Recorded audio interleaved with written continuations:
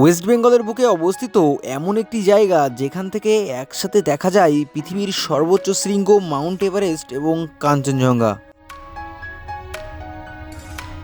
কিন্তু এই জায়গায় পৌঁছানো আমাদের জন্য এতটাও সহজ ছিল না।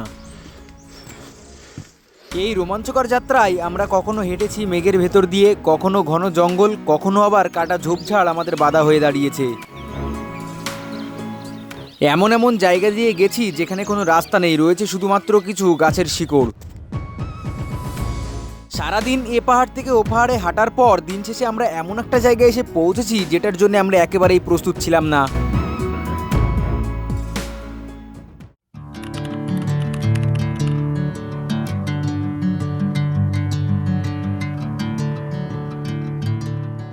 আমাদের বেরোনোর কথা ছিল 9টার সময়, আর আমরা এখন বেরিয়েছি 10:30টায়। তাও গাইড আমাদের তালা দিয়েছে, তারপর তা নাহলে বেরোয়নি। আমরা ছিলাম ওদিকে একটা হোমস্টেতে, ওখান দিয়ে এদিকে এলাম। এখানে লেখা রয়েছে আই লাভ ধোত্রে, আর এখানে রয়েছে চেক পয়েন্টস। এখান থেকে আমাদের এন্ট্রি করে এখন এই ফরেস্টের ভেতর দিয়ে হেঁটে যেতে হবে। বলছে তো যে 6 কিলোমিটার হেঁটে যেতে হবে, তো দেখা যাক কতক্ষণ লাগে আর কখন গিয়ে পৌঁছই।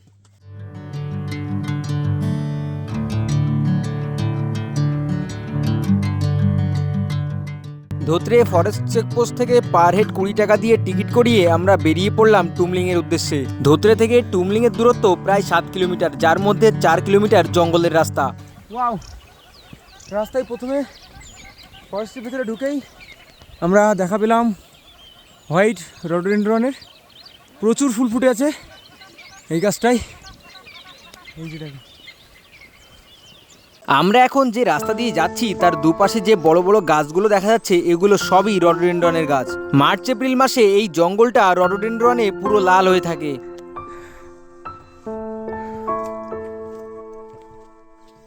মাঝে মাঝে জঙ্গলের রাস্তা এতটা খাড়া হয়ে যাচ্ছে মনে হচ্ছে ফুসফুসটাই যেন বাইরে বেরিয়ে আসবে। আমরা আগে যে 3জন গেছে তাদের খুঁজে পাচ্ছি না, আমরা শর্টকাট নিতে নিতে এইভাবে উঠছি উপরে। আর এরকম স্টিপ একেবারে খাড়া ঢাল, ঠিক আছে। হ্যাঁ, গাছের শিকড় দিয়ে সিঁড়ি হয়ে গেছে পুরো। শর্টকাট নিয়ে হাঁটতে হাঁটতে এদের পুরো ফেটে গেছে। না, এখানে বসে পড়েছে। দেখি দেখি দেখি মুখখানা দেখি। ও বাবা, আমাদের এই দিক দিয়ে আসার কথা ছিল, বাট আমরা শর্টকাট নিয়ে এই দিক দিয়ে সোজা এসে উঠেছি। পেছনে দেখা, ওখানে একটা বসার জায়গা রয়েছে, ঠিক আছে। ওখানে এসে আমরা রেস্ট নেব। আমাদের সবাই ওখানে পৌঁছে গেছে, তো ওখানে গিয়ে কিছুক্ষণ রেস্ট নেব, দেন তারপর আবার আমরা বেরোবো। প্রায় 2 কিলোমিটার জঙ্গলের মধ্য দিয়ে চলার পর আমরা পৌঁছালাম এই ছোট্ট ভ্যালিটায়, যার ঠিক মাঝখানে ছোট্ট একটি বসার জায়গা করা আছে। দেখতে দেখতে এখানে এত মেঘ চলে এসছে মনে হচ্ছে আমরা মেঘের মধ্যে দাঁড়িয়ে আছি। আমাদের এখানে খানা পিনা হবে। 3.5 কিলোমিটার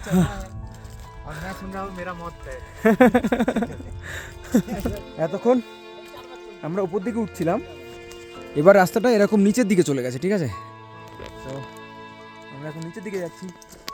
রাস্তার মাঝখানে কোথাও কোথাও এরকম গাছ ভেঙে চুরে পড়ে আছে, অথবা কোথাও কোথাও শর্টকাট নিতে গিয়ে কাটার গুঁতো খেয়েছি। কাটা কিন্তু কাছে। আমরা হাঁটতে হাঁটতে প্রায় 3 কিলোমিটার মতো চলে এসেছি। এতক্ষণ ডাউন হিলে নামছিলাম, এখন আবার উপরের দিকে উঠছি, ঠিক আছে। সামনে একটা বড় ভ্যালি দেখা যাচ্ছে, খাই, তার উপরে আবার উঁচু পাহাড়। ওহ, কষ্ট তো হচ্ছে, বাট দারুণ লাগছে।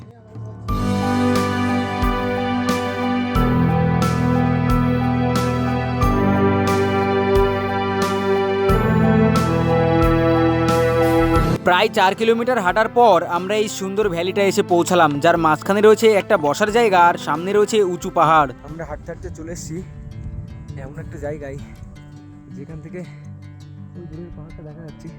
বেসিক্যালি এটা একটা ছোট ভ্যালি, সমান জায়গা, তার উপরে একটা রয়েছে পাহাড়। এখানে একটা রেস্টের জন্য ছোট করে একটা মাঝে টাইপ করা আছে, তো এখানে কিছুক্ষণ রেস্ট নেবো, দেন আবার উপরের দিকে এগোবো। এই ছোট সুন্দর ভ্যালিটাই আমরা বেশ কিছুক্ষণ টাইম স্পেন্ড করলাম। এবার আমাদের যেতে হবে এই রাস্তা ধরে, ওই যে সামনে পাহাড়টা দেখা যাচ্ছে, এই পাহাড়ের উপরে দেন আবার নিচের দিকে নামতে হবে। প্রায় 2 ঘন্টা মতো ট্রেক করে আমরা আজকে ডেস্টিনেশনে পৌঁছবো এবং সেখানে গিয়ে লাঞ্চ করব, খাওয়া দাওয়া করবো, রেস্ট নেব। তো দেখা যাক কতক্ষণে গিয়ে পৌঁছোই। আর ওদিকে ওরা সবাই ফটোশ্যুট করতে ব্যস্ত। এখানে কিছু একটা আছে, এটা হলো একটা ডাস্টবিন, ঠিক আছে, ইউজ নিউ বলে লেখা আছে, বাট সব বোতল বোতল সব নিচে ফেলে দিয়েছে। দেখো কি পরিমাণ নোংরা এখানে আছে। যাই হোক, কিছুক্ষণ রেস্ট নেওয়ার পর আমরা আবার বেরিয়ে পড়লাম। এবার আমাদের আসল পরীক্ষা, সামনে যে পাহাড়টা দেখা যাচ্ছে ওই পাহাড়টাকে টপকানো। আমরা নিচের ভ্যালি থেকে হাঁটতে হাঁটতে অনেকটা উপরে চলে এসেছি। এখান থেকে ভ্যালিটা ওই যে দূরে দেখা যাচ্ছে, অনেকটাই দূরে। আর আমাদের যেতে হবে এখন ওই উপর থেকে দিন আবার নিচে যাব। তো চলো যাওয়া যাক। প্রচুর পরিমাণে ফটো তোলা হয়েছে, যার জন্য আমরা একটু লেট হয়ে গেছি।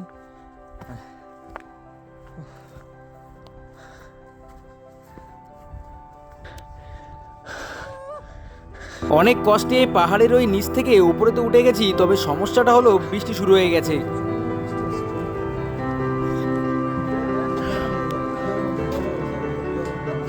সবাই ওখানে বসে যে যার মতো এনজয় করছে। ঠিক আছে, রেস্ট নিলাম এখানে একটু। আমাদের ব্যাগ লাগেজ এখানে রয়েছে, আর আমাদের গাইড ভাই ওই যে ওই ক্যাফেটা থেকে চাটা খেয়ে আমি এখন বাইরের দিকে এসেছি। বাইরে বৃষ্টি হচ্ছে, এরকম একটা ছাউনির নিচে আছি। আর এই সেই রাস্তা যে রাস্তা দিয়ে ল্যান্ড ওভার যায়। আর আমরা আসলাম এই দিক দিয়ে, এখানে প্রচুর ক্যাফে রয়েছে, খুব দারুণ দারুণ। কথা বলতে বলতেই বেশ জোরে বৃষ্টি চলে এসছে আর মারাত্মক ঠান্ডা হাওয়া দিচ্ছে। তো আমাদের সবাই ভেতরে বসে আছে, ভাবছিলাম যে আমরা এখনই বেরোবো, বেরিয়ে চলে যাবো, কিন্তু এখন তো বেরোনো হচ্ছে না যেহেতু বৃষ্টি হচ্ছে। এত দূর পর্যন্ত এলাম তো এরকম বৃষ্টি পাইনি, মানে উপরে তো বৃষ্টি হচ্ছেই, নিচে এতটা বৃষ্টি ছিল না। মাঝে মাঝে হালকা হালকা বৃষ্টি আসছিল, আবার চলে যাচ্ছিল, তবে এখন যেন একটু বেশি বৃষ্টি। দেখা যাক আমরা উপরে কখন পৌঁছোই আর বৃষ্টির কি অবস্থা হয় আর কি। বৃষ্টি থামার সাথে সাথে আমরা টংলু থেকে বেরিয়ে পড়লাম 2 কিলোমিটার দূরে অবস্থিত টুমলিংয়ের উদ্দেশ্যে। এই 2 কিলোমিটার আজকের ট্রেকের অন্যতম সুন্দর রাস্তা হতে চলেছে।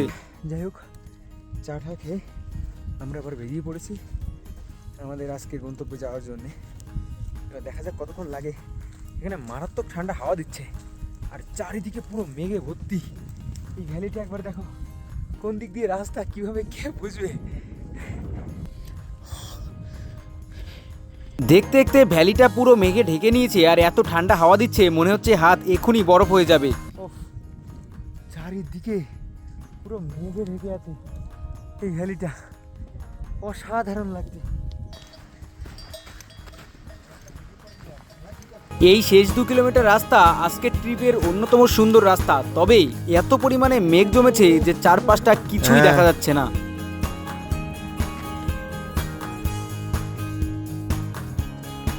জায়গাটা এতটাই সুন্দর যে তোমাদের জাস্ট বলে বোঝাতে পারবো না। আমরা এই জায়গা দিয়ে এলাম আর যাবো এই যে জায়গাটা দিয়ে, ওই যে ওরা আছে ওখান দিয়ে যাবো।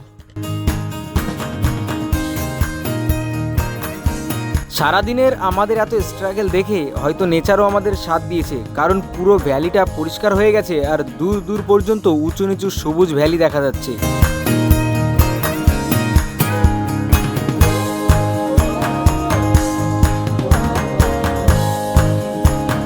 জায়গাটা অসাধারণ সুন্দর, তবে এখানে আমাদের দাঁড়ানোর উপায় নেই, কারণ এখনও 1 কিলোমিটার যেতে হবে। তো যাই হোক, অনেকটা রাস্তা হাঁটার পর আমরা টুমলিং এসে পৌঁছে গেছি।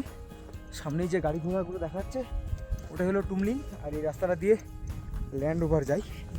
এদিকে রয়েছে ভীষণ একটা খাই, আর আমরা এখন হাঁটছি মেঘের ভেতর দিয়ে।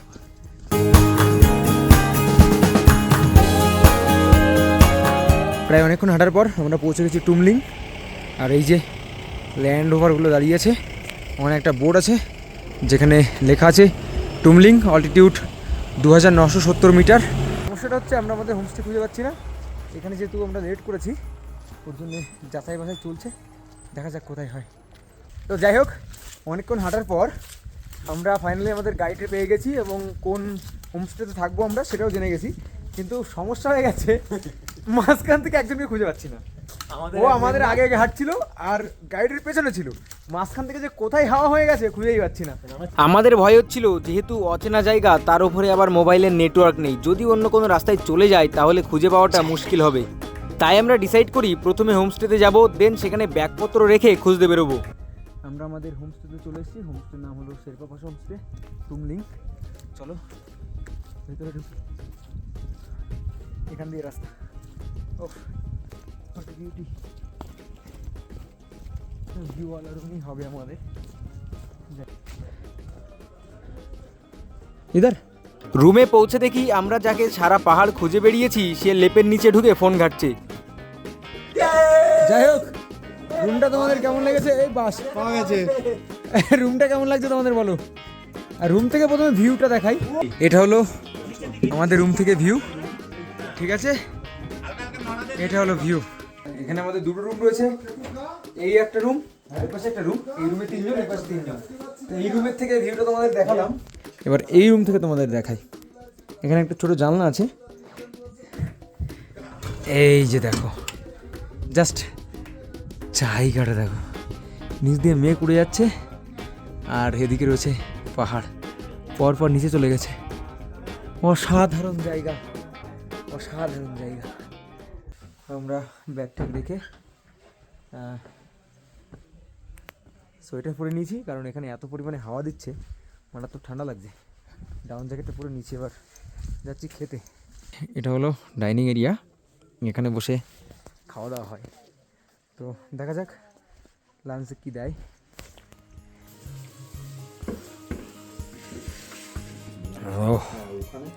বলো বলো আবার কেমন লাগছে, বলো কেমন লাগছে। যাই হোক, ঠান্ডার মধ্যে হেঁটে এসে সারাদিন না খেয়ে গরম খাবার দারুণ লাগছে। খেয়ে দিয়ে গিয়ে একটু রেস্ট নেব, খুব কষ্ট হয়ে গেছে। তো খাওয়া দাওয়া করে রুমে চলে এসেছি। আর আমাদের রুমটা কিছুটা এইরকম, ওদিকে জানলা রয়েছে, ওটা খুলে দিলেই মেঘ ঢুকে যাচ্ছে ঘরের ভিতরে। আর এখানে 2 জন শুতে পারবে বেডটাই, আর এই বেডটায় 1 জন, টোটাল 3 জন। ওপাশে একটা ঘর আছে, ওই ঘরে 3 জন, 6 জনের জায়গা। হ্যাঁ, তো আমাদের এই হোমস্টে বেডের উপরে বসে আমি বুঝতে পারলাম যে এর নিচে হিটার লাগানো আছে, ঠিক আছে? মানে তোমার ইলেকট্রিক ব্ল্যাঙ্কেট লাগানো আছে, হ্যাঁ, যেটাতে হিট হচ্ছে। ওই যে ওখানেও আছে, আর এটা অন করা আছে, এই যে দেখাচ্ছে লাইট জ্বলছে।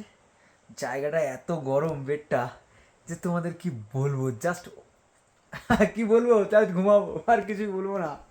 ভীষণ মজা চলে এসছে আমার। ও শান্তি। এই ঠান্ডায় আমরা সবাই লেপের নিচে শুয়েছিলাম। সন্ধ্যা হয়ে গেছে আর আমাদের চা স্ন্যাক্স দিয়ে গেল। এদিকে কারেন্ট নেই, ওদিকে মোমবাতি জ্বালিয়ে দিয়েছে, ওদিকে মোমবাতি জ্বলছে, আর আমরা এই যে চা আর স্ন্যাক্স দিয়ে গেল, ঠিক আছে? এগুলোই খাচ্ছি।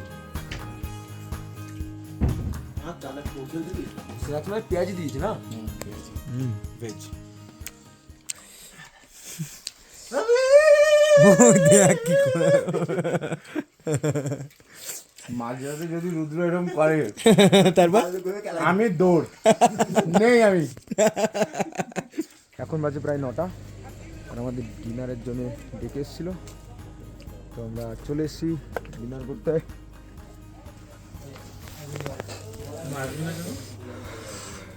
রাতের খাবারে আমাদের রয়েছে রুটি, আলু ভাজা, একটা সবজি আর চিকেন। কেমন লাগছে বলো? হ্যাঁ, খেয়েছো? না খেয়ে বলছো দারুণ। অর্ধেক রুটি খাওয়া হয়ে গেছে। যাই হোক, শুরু করা যাক, দেরি করে লাভ নেই।